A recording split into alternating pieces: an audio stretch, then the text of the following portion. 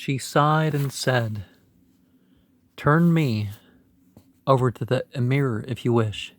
It is better for me to die and follow the one who saved my life from the grip of disgrace than to leave his corpse as food for the ferocious beasts." Then I responded, "Fear me not, poor girl. I have lamented the young man before you did. But tell me, how did he save you from the grip of disgrace?" She replied with a choking and fainting voice, "One of the Emir's officers came to our farm to collect the tax. When he saw me, he looked upon me as a wolf looks upon a lamb. He imposed on my father a heavy tax that even a rich man could not pay. He arrested me as a token to take to the Emir, in ransom for the gold which my father was unable to give. I begged him to spare me, but he took no heed, for he had no mercy. Then I cried for help, and this young man, who is dead now, came to my help and saved me from a living death.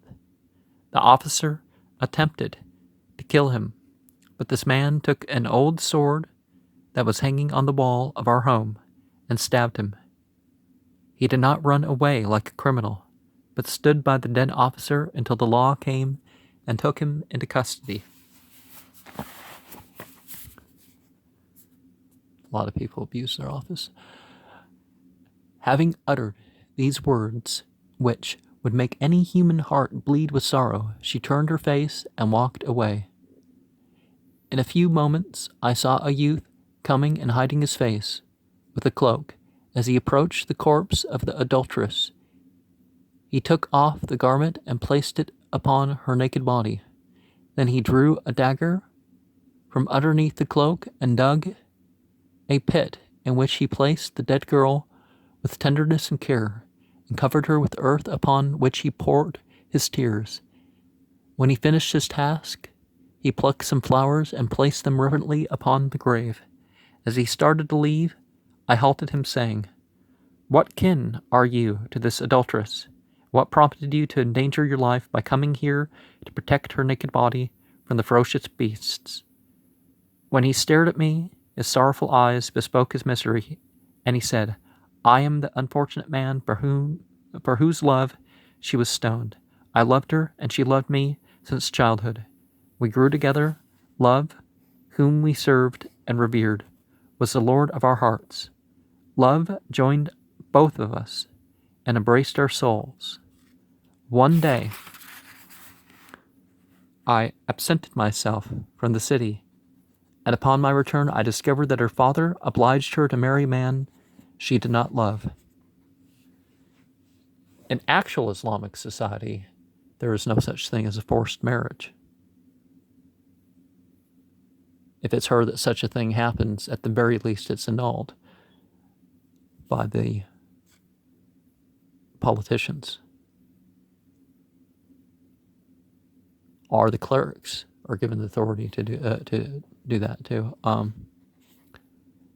My life became a perpetual struggle, and all my days were converted into one long and dark night. I tried to be at peace with my heart, but my heart would not be still. Finally, I went to see her secretly, and my sole purpose was to have a glimpse of her beautiful eyes and hear the sound of her serene voice. When I reached her house, I found her lonely, lamenting her unfortunate self. I sat by her. Silence was our important conversation, and virtue our companion. 1 hour of understanding, quiet passed. When her husband entered, I cautioned him to contain himself, but he dragged her with both hands into the street and cried aloud, saying, "Come, come, and see the adulteress and her lover." All the neighbors rushed about, and later the law came and took her to the Emir. But I was not touched by the soldiers. The ignorant law and sodden customs punished the woman for her father's fault and pardoned the man.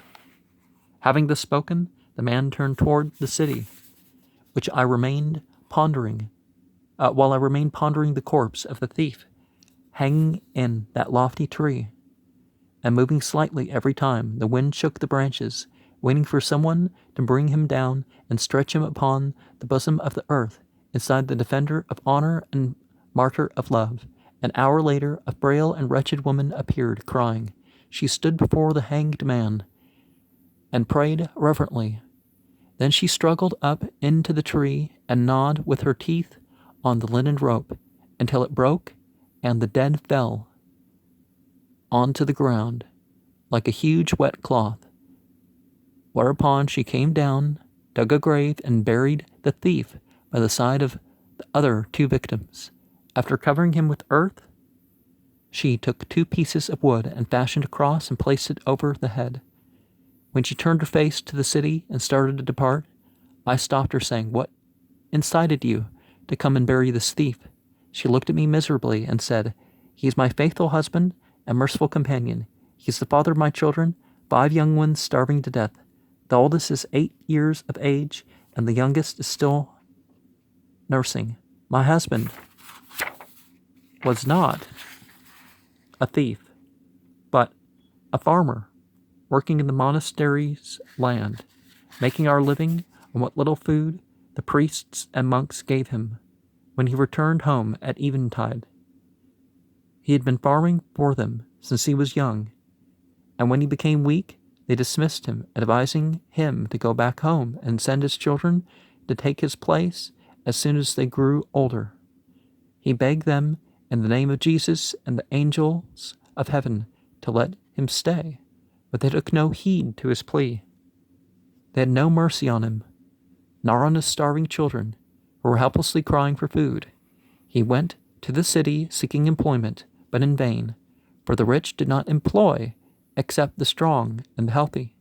He sat on the dusty street, stretching his hand toward all who passed, begging and repeating the sad song of his defeat in life, while suffering from hunger and humiliation. But the people refused to help him, saying that lazy people did not deserve alms. One night, hunger gnawed painfully at our children, especially the youngest, who tried hopelessly to nurse on my dry breast. My husband's expression changed, and he left the house under the cover of night. He entered the monastery's bin and carried out a bushel of wheat. As he emerged, the monks woke up from their slumber and arrested him after beating him mercilessly. At dawn, they brought him to the emir and complained that he came to the monastery to steal the golden vases of the altar. He was placed in prison and hanged the second day.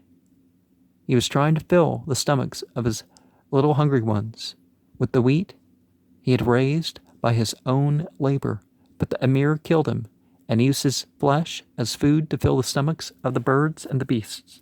Having spoken in this manner, she left me alone in a sorrowful plight and departed. Does that mean there's more of this when it was in Arabic? And I have a feeling it would have sounded better in Arabic too. But I didn't expect those 3 things. But now that we have long prison sentences, you're even more likely to have innocent people punished than back when there was corporal punishment. I guess people took it more seriously when you had to watch what happened. But still, it isn't really fair to punish people. Just one person goes up, what's the crime? What did they do? Oh, this? Okay, here's the punishment. Well, I stood there before, there was no Islam. It hasn't been, the Turks abandoned anything resembling an Islamic state by the 1620s. I stood there before the graves like a speaker. I forget which year in the teens that it became apparent to people for other reasons. I stood there before the graves like a speaker, suffering wordlessness while trying to recite a eulogy. I was speechless, but my failing tears substituted for my words and spoke for my soul. My spirit rebelled when I attempted to meditate a while, because the soul is like a flower that folds its petals when dark comes and breathes not its fragrance until into the phantoms of the night. I felt as if the earth that enfolded the victims of oppression in that lonely place were filling my ears with sorrowful tones and suffering souls and inspiring me to talk. I resorted to silence, but if the people understood what silence reveals to them, they would have been as close to God as flowers of the valleys. If the flames of my sighing soul had touched the trees, they would have moved from their places and marched like a strong army to fight the emir with their branches and tear down the monastery upon the heads of those priests and monks. I stood there watching and felt the sweet feeling of mercy and the bitterness of sorrow were pouring from my heart upon the newly dug graves, a grave of a young man who sacrificed his life in defending a weak maiden, whose life and honor he had saved from between the paws and teeth of a savage human, a youth whose head was cut off in reward for his bravery, and his sword was planted upon his grave by the one he saved, as a symbol of heroism before the face of the sun that shines upon an empire laden with stupidity and corruption. A grave of a young woman whose heart was inflamed with love before her body was taken by greed, usurped by lust, and stoned by tyranny. She kept her faith until death. Her lover placed flowers upon her grave to speak through their withering hours of those souls whom love had selected and blessed among a people blinded by earthly substance and muted by ignorance. A grave of a miserable man, weakened by hard labor in the monastery's land, who asked for bread to feed his hungry little ones, and was refused. He resorted to begging, but the people took no heed. When his soul led him to restore a small part of the crop which he had raised and gathered, he was arrested and beaten to death. His poor widow erected a cross upon his head as a witness in the silence of the night before the stars of heaven to testify against those priests who converted the kind teaching of Christ into sharp swords by which they cut people's necks and tore the bodies of the weak. The sun disappeared behind the horizon as if tiring of the world's troubles and loathing the people's submission. At that moment, the evening began to weave a delicate veil from the sinews of silence and spread it upon nature's body. I stretched my hand toward the graves, pointing at their symbols, lifted my eyes toward heaven, and cried out, "O bravery, this is your sword. Buried now in the earth, O love, these are your flowers, scorched by fire."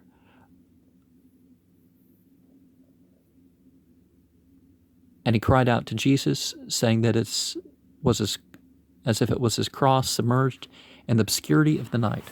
Now, one of the things, the crucifixion story is quite an interesting one. In terms of it's one of the weakest things in the Bible, but it's, I don't believe the other stuff, but I believe this. It's like, there's people like that. Dead for 3 days, but not even 48 hours. A whole bunch of dying for other people's sins, but everybody's supposed to be accountable for their sins. There's a whole bunch of other issues that you can connect in that.